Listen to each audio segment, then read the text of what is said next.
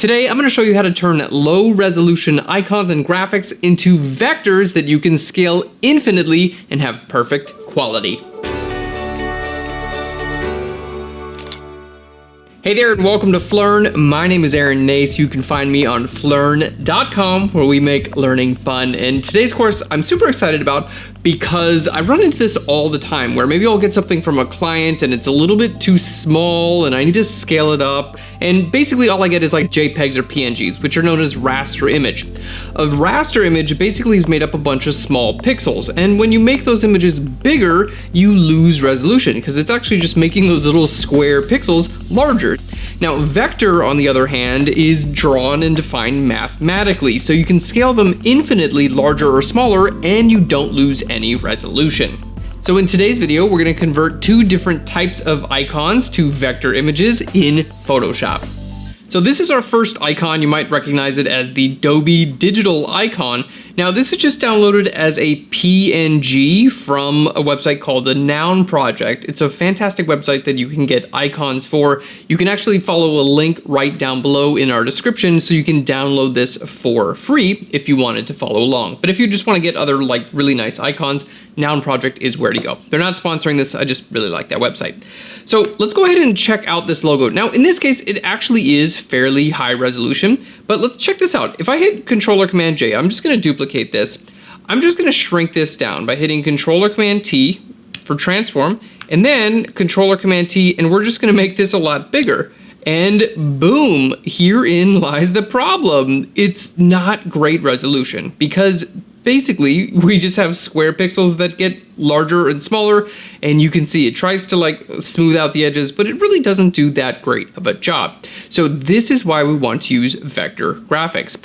So let's go ahead and we're just going to start off with the highest resolution version we can, but once we make this into a vector, you're going to be able to see we'll scale this infinitely. So the first thing we want to do is define our shapes. Now there are a couple of ways to do this in Photoshop, so that's why we're going to use two different logos so I can show you the different techniques. Also, I will say a lot of people use Adobe Illustrator when they're using vector. So if you are comfortable with Illustrator, that might actually be the better program. But I'm personally in the camp where I'm very comfortable in Photoshop and I don't really know Illustrator that well. So if I can get the job done in Photoshop, I'm likely to use Photoshop, even though Illustrator might be slightly better for this purpose. All right, little disclaimer there. Let's get into it. So we're going to go ahead and grab our polygon tools. We have a rectangle, rounded rectangle, ellipse, and polygon. You can even bring in custom shapes, but we're just going to start with the rounded rectangle tool because we have a rounded rectangle here. So let's go ahead and just click and drag this rectangle in. Now, little pro tip, you can hold the space bar down and click and drag and move this around while you are creating it. So let's go ahead and just drag it down to where it covers each of the corners. Boop, there we go.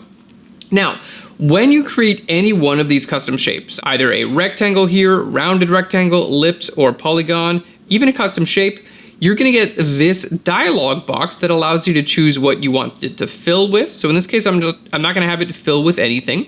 You can have it stroke if you'd like to add like a yellow stroke to the outline or something like that. You could do that as well. Okay, in this case, we're not going to fill it with anything. Now, because I'm with the rounded rectangle tool, I also have options on how I'd like my radiuses to be. Now, by default, they're all linked together. So if I change one, they're all going to change, which is exactly what we want. So we're just going to click on one of these and drag it to the right until it looks good. So you can see affecting your radius is really simple to do. Okay, there we go. Now let's go ahead and choose our fill color. We're just going to fill this with black. And literally that's all there is to the outline. So outline is good to go. Let's go ahead and make that invisible for now. We're just going to delete that layer that had the, well, we'll keep it in there. Let's go ahead and group this. I'll just call this archive. That'll allow us to show you the low quality version later. Okay. So our rounded rectangle is good to go. Now we need to make these shapes, and our tools don't have a, that exact shape in our little drop down. So what we're going to do is make that shape ourselves, and we're going to use the pen tool to do so. So let's hit P for the pen tool. We're going to zoom in, and I'm going to click right up here at the top, boop, and then scroll down here and click one more time, boop. There we go. And now it's time for this curve. So you can see it goes straight a little bit, and then we have a big curve, and then it kind of straightens out.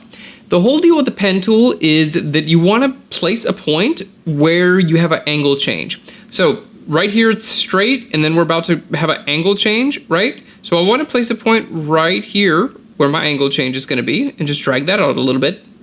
And then it kind of goes this way again, and then it curves back the other way. So that's an angle change too. So right here, we're just going to click and drag there. Oops, I just clicked twice on accident. Click and drag there. Now I'm purposely not making this perfect because I want to show you one of my favorite things about the pen tool, and that is the fact that you can change this at any time. Okay, now you also see I have a little blue preview showing me about where things are going to go. It's because I go to this little gear icon up here, my settings, and I turn on this option called rubber band. It helps a lot when you're using the pen tool. So we have an angle change here, I put a point there. An angle change here, I put a point there. We want to do the same thing up the top. So we're going to click here and drag out. There we go. And then go all the way to the very end there. And you're going to see, if I hover over the point, I get a little O right next to my pen tool. And I click that, and then it just completes my circle. So now I want to make some adjustments here. We're going to hold Control or Command, and that just changed my cursor to a white cursor. This is our path selection. So let's go ahead and click on this point now. And you can see I've got these two little icons right over here, okay? So these are like my little controls that tell this curve where to go. So again, hold Control, and then I'm just gonna click and drag right down here until that matches, okay? We're just gonna do the same thing right up here until it matches, and you might have to do this a couple times, make a couple little adjustments, you know, maybe click that one there, and actually that's looking really good, okay? When you're happy with it, boom, you're good to go. So what we just did is we made a path. There we go. Now paths are stored right over here in your path dialog. You can see this is called a work path. Okay, we're just gonna double click this. There we go, and hit enter. That's just gonna give it a name. So if I make a new path, it's not gonna save over that path. Now, in this case, what I actually wanna do is make this into a shape. Conveniently enough, right up here, at the very top, it asks us if we want to make a path by default or a shape, but you can always convert it. So I can just click on shape, there we go, and it converts it to a shape. Okay, so now I have shape 1. Fantastic. So let's just go ahead and take a look. I'm going to lower the opacity, there we go, of each of these elements. There we go. So what we've got now, there we go, let's lower the opacity of this one as well. So remember, our original rounded rectangle is right here. Okay, we've got our shape 1, and now I need the same thing on the other side. So I'm gonna just duplicate it. Control Command J to duplicate. Control Command T, I'm gonna right click and flip that horizontally, hit enter, and then I'm gonna hit V for my move tool and hold Shift, and I'm just gonna move that right over here. And you can use up, down, left, or right. So you can see, looking pretty good, right? Pretty similar. So let's go ahead and just bring the opacity, all these, to 100%. So I'm gonna hit V and then 0, and it's gonna bring them to 100%. So now what I have to do is combine these shapes. It's actually a lot easier than you'd think. As long as you have a main shape and then shapes within inside of it, it's gonna know to cut those shapes out. So let's hold Control or Command and click on our shapes there. We're gonna right click, and I'm gonna go to Merge Shapes. Boom, and literally that's all there is to it. Now this shape is basically, I can even grab my shape tools and change what color fill I'd like. So let's go ahead and make this yellow for now, just so we can see how pretty is that. We're just gonna put a white background underneath it. Oh, it kind of matches my hoodie. Ooh, what about if we really wanted to match my hoodie? Can we get there? There we go, something like that. Pretty close. Pretty close. How fun is that? So here's our shape 1 that we made. So this is our final product. This is where we want to be. We have a shape. You can see we have a little icon that tells us it's a shape. I can add stroke, I can add fill, all kinds of things. And best of yet, I can change the scale at any time. For instance, let's go ahead and take a look at our original in the archive that we scaled up. Look at the resolution of this versus the resolution of this. And check this out. If I decide I want to, let's just crop. I'm just going to make a larger background here. If I want to go ahead and scale this up, I can do so, okay? And I'm not going to lose any resolution as I do. So my scale works infinitely, which is absolutely incredible. Now, opposed to this guy, which you can see we've scaled up just a little bit, and we've lost quite a bit of resolution. So if you need to convert like any type of raster image or any simple graphics into an icon, this is the way to go. Now, what happens if you have a shape that is just totally custom and doesn't have like a rounded rectangle? Well, then you just want to use the pen tool. So for this, we're going to use the Apple logo because, again, this is not just like something that comes with a program. So let's go ahead and grab our pen tool. So P for the pen tool, and we want to do each angle change. So we're going to start here by clicking on a point. Now, my suggestion is to not try to get these perfect like right away. Just try to get them good enough, and you can always come back and refine. So again, each angle change. So that's going to go up, and then see it comes down again. So that's the angle change. So we'll click here and drag that out. Boop. And it goes down and then back up again. So that's an angle change right there. So we'll just click there and drag that out. Same thing up here, right? Fantastic. Okay, and now it's coming right around there. I usually like to do something like right in the middle of a big angle like this. So there we go. We'll just try that. We have an angle change right down here, angle change here, angle change here. Okay, all the way up there. And then we're just gonna go all the way back, boop, and I can change that again. Okay, now you might look at this and think, wow, Aaron really doesn't know how to use a pen tool. I'm doing this on purpose to show you can change it at any time. That's the huge advantage. So hold Control or Command and click here on the point that you want to change. Again, we have our two little arms hanging out. So you can hold Control or Command and click on the original point, and that's going to help move that around. Or you can click on any one of these and move those around also. So you can see I'm just kind of like, boop, putting it into place, right? There we go. Let's just squeeze that one down a little bit, put that over there. And I'm just holding Control, or if you're on a Mac, it's going to be Command. That's it. Here we go. So just kind of pulling this out, and if you need to move that central point, you can move that too. Super easy to do. There we go. Same thing here. Hold Control or Command and click on this point. I'm just going to bring this down a little bit, up and that way. Great, until the curve matches that curve. And this one, we just want to pull up in that little direction. So the pen tool is a little bit like, takes a little getting used to. I'm gonna be honest with you. It's gonna take you a little bit of time to where you're super comfortable with it, but once you are, it's gonna be like, oh yeah, this is by far the best way to do it, because you're gonna have beautifully clean lines that you can scale infinitely, and they're customizable. So you don't have to get it right the first time you try, which I appreciate. There we go, and we'll just bring that in. And then this little guy, check this out. So if this one doesn't even have control points on it because I just clicked, hold Alt or Option and then click and drag out, and then you have control points. There we go. Now if you have a angle, just hold Alt or Option and grab this control point and drag it out that way. So I'm gonna do the same thing. Alt or Option, we'll click and drag this out, and then boop, Alt or Option to grab that.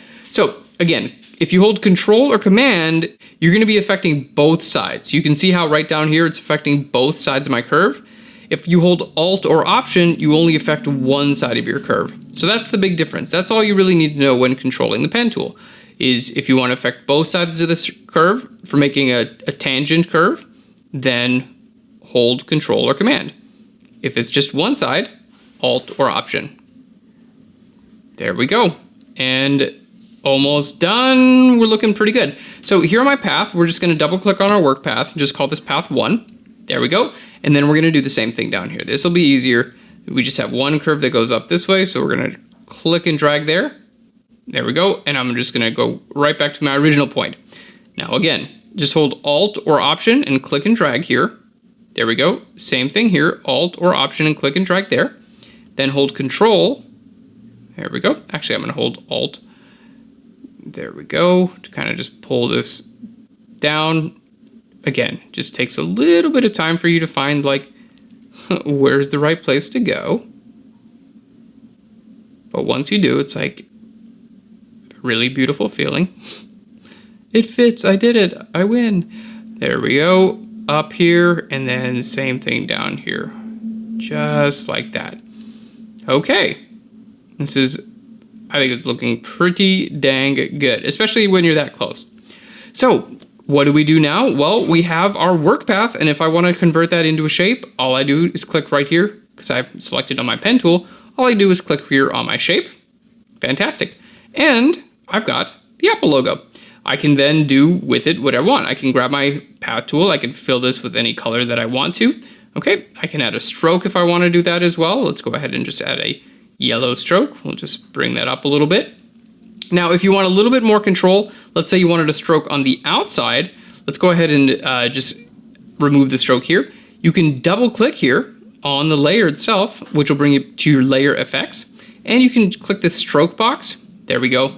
Let's go ahead and give it a little bit of a larger stroke. This isn't as accurate as the stroke that's going to be included with your tools, but the advantage of this stroke is that you can choose if you want it to be inside, if you want it to be on the center, or if you want it to be on the outside. Okay, so it's going to be a little bit better, but you can see if I start to scale it up, you kind of lose some resolution. So you want to keep the size relatively small with this, and you're good to go. But in this case, I don't think we need one, so we're just going to put our fill right back to black. Boop, there we go. And as we can see, I can scale this infinitely, Control or Command T, larger or smaller, and we won't lose any resolution. There we go. We've got the original Apple logo. For this, I decided to, I decided to pen tool the outside of it. So let's go ahead and add that stroke, because I think that we kind of need it for it to be the right shape. So let's go ahead and click on the stroke. There we go. Right to about there, works pretty well. And then we're just going to bring our fill back down to 0. So here we go. This is with our stroke. You can see it's not the exact same as the outline from the original logo. Okay. Illustrator honestly has some better stroke tools than Photoshop. So if you wanted it to be a little bit better, you could do that. Or see here, you can see the comparison. It's not perfect, but if you weren't relying on the stroke tools, the other thing that you could do is simply take your pen tool, okay, and boop, boop, boop, boop, boop, trace around the outline exactly how you wanted it to as well. You'd want to do that on a new path. So let me just hit undo. You'd want to go ahead and create a new path here and start doing this on your new path there. And then once you're done tracing around your new path, then you can simply add that to your original and you'll get an exact copy. Alrighty, well, that's all there is to it. So the next time maybe a client's giving you a logo or an icon that's a little bit lower resolution, or you're pulling something off the web and want to modify it, this is the way to go. So if you've got simple shapes like circles, squares, rounded rectangles, things like that, go ahead and use the shape tool. Anything a little bit more complex, the pen tool is where it's at. Don't forget, at the very top, you can convert from a path to a shape with a click of a button. Thanks so much for watching. I hope you enjoyed today's tutorial. Don't forget to subscribe to our channel. We're sending you free tutorials every single week, so that's kind of awesome. And if you really want to learn Photoshop, we're talking about retouching, high-end compositing, check out Phlearn Pro. We've got an exclusive discount and more information right down below in our description. Thanks again, and I'll Phlearn you later. Bye, everyone.